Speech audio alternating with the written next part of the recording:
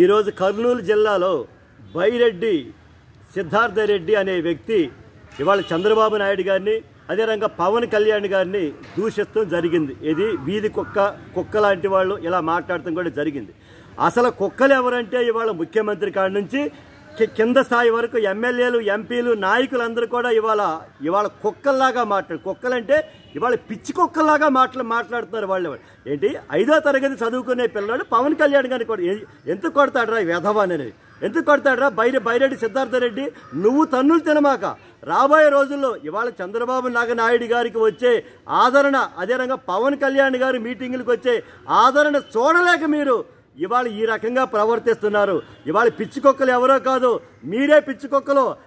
చంద్రబాబు గారిని అక్రమంగా అరెస్టు చేశారనే ఉద్దేశంతో ఆ రోజుని లోకేష్ గారు వెళ్ళి ఢిల్లీ పెద్దలతో చెప్పుకుని రావటం కూడా జరిగింది.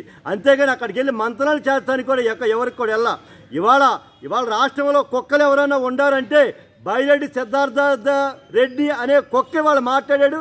మీరే కుక్కలు. ఇవాళ రాష్ట్రంలో ముఖ్యమంత్రి దగ్గర నుంచి ప్రతి ఒక్కరు కూడా ఇవాళ పిచ్చి కుక్కలు. ఇవాళ మీరు నోరు అదుపులో పెట్టుకుని మాట్లాడితే మంచిది బైరెడ్డి సిద్ధార్థ రెడ్డి.